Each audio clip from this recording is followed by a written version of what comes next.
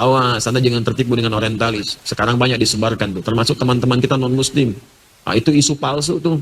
Anda kalau ada pernyataan begini, umat Islam tuh tidak memuliakan perempuan, enak aja menikah dengan berapa, ya dan sebagainya, poligami. Demi Allah saya katakan, itu racun yang ditanamkan. Anda salah baca. Salah baca. Jadi kalau membaca itu jelas riwayatnya. Dari dulu banyak orang merendahkan perempuan. Bahkan seenaknya aja.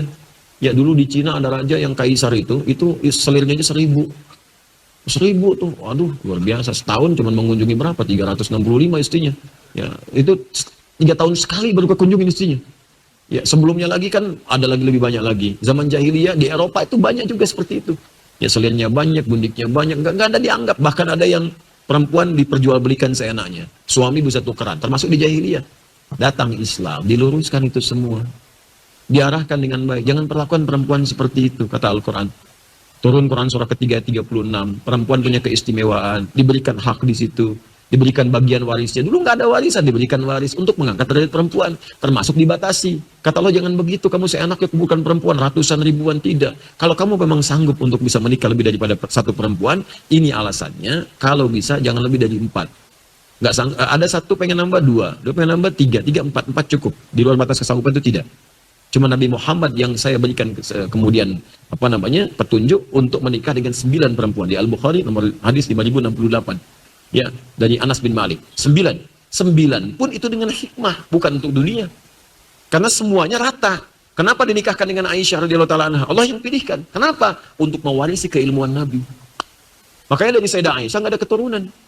Dan jangan hujat Nabi, oh anak kecil 10 tahun nikah dengan kakek-kakek 50 tahun. Ya, mana ada orang tua begitu? Anda yang kurang baca. Jangan sampai kekurang pengetahuan Anda jadi menuduh Nabi, itu nggak boleh. Nggak boleh, dan melukai. Nggak bisa. Jangan dibaca konteks dulu dengan sekarang. Orang dulu itu beda dengan kita sekarang. Mereka udah terbiasa menikah dengan usia yang muda. Abdullah bin Amr bin As itu nikah usianya berapa tahun? Itu beda usia dengan bapaknya 11 tahun. Ya, bapaknya itu 23 tahun. Anak 9 tahun udah minta nikah. Bapaknya nikah usia 11 tahun. Ada yang mengatakan 10 tahun, ada yang mengatakan 13 tahun masih. Itu biasa menikah dalam keadaan muda. Saya baru dari Paris kemarin. Paris, lampu merah, sonongan dikit tuh. Ya, itu Louis menikah dengan Maria Antoinette. Usia berapa tahun? 13 tahun. Itu di Eropa. Itu biasa. Saya tanya begini deh, di zaman-zaman dulu ya.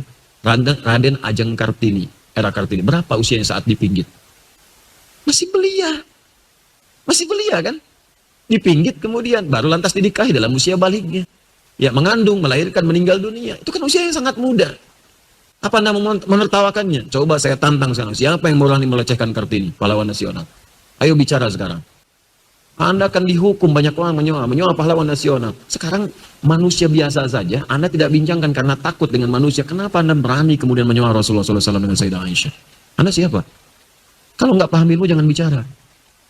Kalau nggak paham ilmunya, belajar dulu, takut khawatir salah ucap.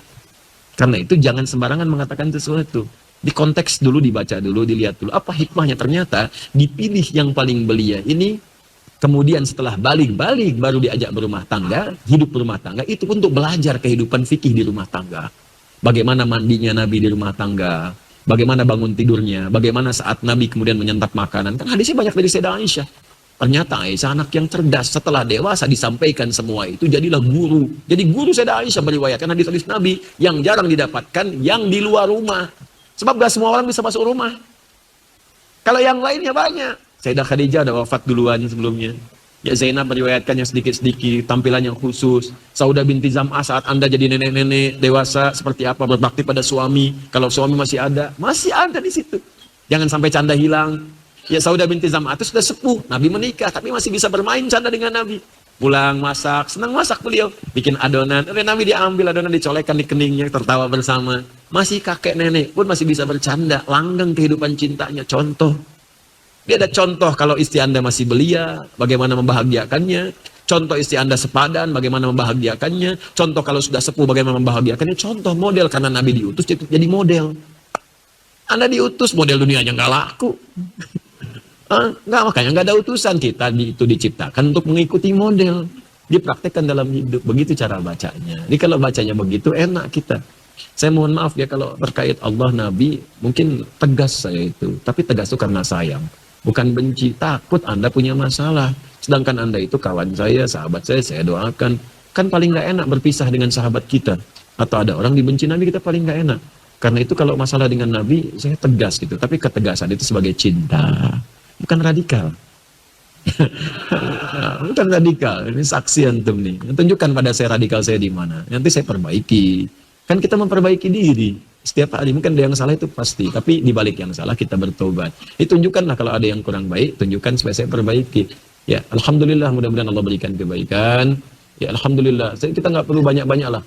Hal-hal yang kita bahas sedikit tapi bisa bermanfaat insya Allah. Ya, jadi beberapa waktu ini saya mohon doa juga.